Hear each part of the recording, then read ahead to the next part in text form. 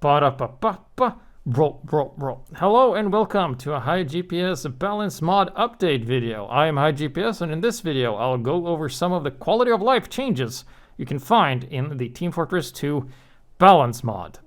And if you're wondering, wearing a mask makes you cool. So stay safe, wash your hands, don't touch your face. So the balance mod, last update video we had, it was in December, and then I said the mod will be out soon, and then in June we released properly. So this video will not cover all of the changes that's been happening in the past half year, because we make changes constantly, but this is more the quality of life changes that improves the life of you as a player in the mod. First off, the first thing we did was to remove all holster penalties, and the reason for this is that holster penalties can be negated just by switching weapons really quickly. So it doesn't really make a lot of sense, as this only punishes new players that don't know this workaround, and makes little to no difference to players who are really good. Another thing that is pretty good is that there's buffs for Soldier, Pyro, Heavy, and Medic melee unlock. The stock melee unlock now does something different for them that makes it viable to you. Engineer is probably the class that has gotten the most work outside of Pyro in terms of buffs and nerfs. The Engineer no longer requires you to use the Eureka effect to get reduced teleporter build cost, only to switch back to use another wrench. Now all wrenches will provide the same teleporter cost regardless of which wrench you're using. So no need to switch around to get the less teleporter cost. The Eureka effect now refills your ammo and metal when you teleport back to spawn. Normally you'd have to touch a supply cabinet, but some maps don't even have them, and you would circumvent this just by reselecting the same loadout with your hotkeys. Then again, punishing players who don't have hotkeys in this setting enabled. Engine pads are probably one of the more driving factors for this mod. It allows engineers to build something else than teleporters in situations where you wouldn't really build teleporters. They're not a substitute, they are worse than teleporters if used incorrectly. We've halved the health they have, so they don't have the same health as a level 3 teleporter, but now half of that, so 108. Short Circuit has gotten a nerf in only that it receives less metal from payload dispensers, otherwise it functions the same. So as an engineer you can no longer poop out energy balls and buildings left and right when you're using the Short Circuit, so you actually have to be a bit more careful.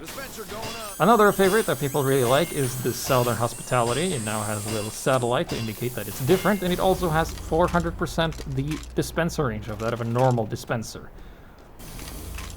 The Wrangler has gotten a much needed nerf. We've taken the damage reduction down from 66% to 50%, while the repair penalty of 66% also remains unchanged, meaning that it's way easier to destroy sentries, and mini sentries no longer requires 4 pipes to kill as a Demoman.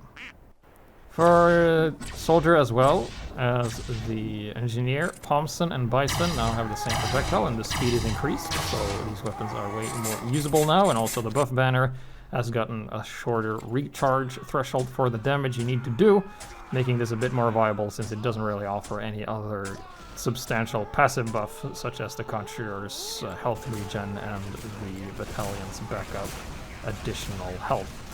Medic has also seen a lot of love in this update. Now you have other viable options other than Crossbow Ubersaw, while Crossbow and Ubersaw still remaining as powerful as ever. We have a crowd favorite, a new weapon, the Vitasaw, which is basically the melee crossbow on steroids. Amputator, now more viable because you can cancel the healing animation whenever you want to, so you no longer stand around as a statue and being a prime target. You can now actually play and use this quite effectively. Syringe guns have all gotten passive reloads, while syringe gun in itself will give Uber, so it's like a ranged Uber saw.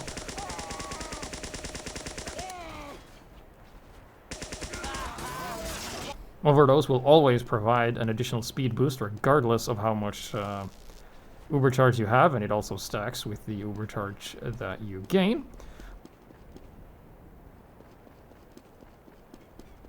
Blutsauger, no longer a downside, it's just a syringe gun. Then instead of building Uber, you can heal yourself, and you can also heal yourself off teammates, and you can overheal on enemies when you're preparing to take damage, when you're retreating, and so on and so forth. Pyro has also gotten a substantial amount of fixes and tweaks to his weapons to make him more viable. One of the changes is that the sharpened volcano fragment now acts as an AoE extinguisher. Quite popular. The Neon Annihilator will now give mini-crit bonus on kill and also crit players that are covered in gas, because that now counts as wet. Gas Passer has been through many changes, and in this iteration it does 30 damage per explosion, and if you are good and use a wall, you can get people to explode twice, exploding for 60 damage plus full afterburn. The Dragon's Fury is no longer clunky to use because we have the removal of the Air Blast penalty. While you still have to wait for your shot to complete before using Air Blast, you can now actually shut down soldiers and Demoman as you would the normal flamethrower if you are careful. For Demoman, the Iron Bomber has gotten a hitbox fix, which means it now uses the same size for its hitbox as the grenade launcher, and not the bigger version as it is in the official game. Demoman swords have all been buffed and tweaked in some manner, as I mentioned earlier, with holster penalties being gone.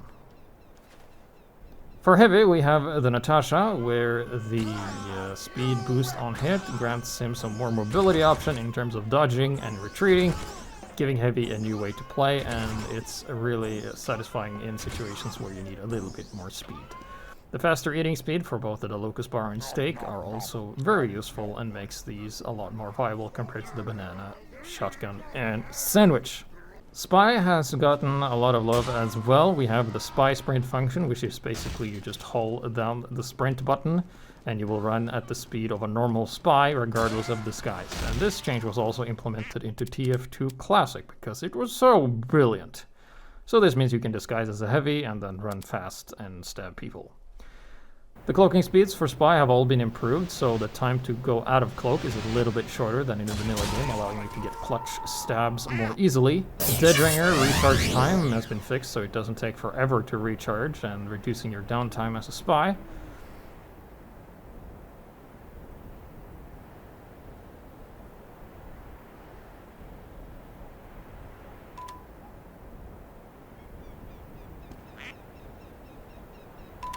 And while the Red Zip Recorder no longer downgrades buildings, you're now able to throw it, and you can AoE sap buildings all at once as a throwable Cowmangler sap sort of thing. So that were some of the quality of life changes that I think is the most important to know going into the mod. Of course, if you want to look in detail, you should always check out balancemod.tf. And check out the modded weapons page, as that page is constantly updated with the latest changes, and you can easily check which weapons are changed and if the ones you are using are changed as well. So be sure to tell your friends about this mod, join us, we're still doing our darndest to get servers populated, because this is, in my opinion, the best way to play TF2, and I don't really play anything else but the balance mod with you guys. There's also pugs going on, ranging in formats from whatever we have available. Lowest I've seen is 5v5 up to 8v8 or even 9v9, maybe 10v10. More organized play with really good players.